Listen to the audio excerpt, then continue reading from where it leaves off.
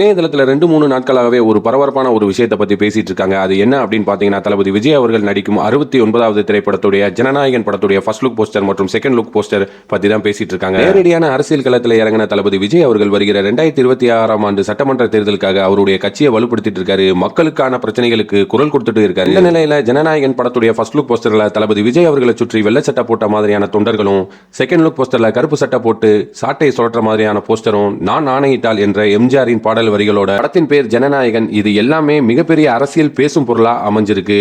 ஜனநாயகன் படத்துடைய படப்பிடிப்பு 69% முடிந்த நிலையில ஜனநாயகன் படத்துடைய வெளிநாட்டு விற்பனை 75 கோடி ரூபாய்க்கு விற்கப்பட்டதா சினிமா வட்டாரத்தில் ஒரு தகவல் வெளியாயிருக்கு. இதுக்கு முன்னாடி விஜய் அவர்களுடைய நடிப்பில் வெளியான கோட் திரைப்படம் 53 கோடி ரூபாய் விற்பனையானது அதிக வசூலா இருந்துச்சு. இதை முறியடிக்கிற விதமா ஜனநாயகன் படம் இப்போ நம்பர் 1 இடத்தையும் பிடிச்சிருக்கு. மாதிரியான சூப்பரான சினிமா செய்திகளை உடனுக்குடனே நீங்க தெரிஞ்சுக்கணும் அப்படின்னா மறக்காம நீங்க வாய்மை விழும் சேனலை சப்ஸ்கிரைப் பண்ணிக்கங்க. இந்த வீடியோ பிடிச்சிருந்துச்சுன்னா ஒரு லைக் பட்டனை தட்டி விட்டுருங்க. அடுத்த ஒரு சூப்பரான சினிமா அப்டேட்டோட உங்களை சந்திக்கிறேன். நன்றி, வணக்கம்.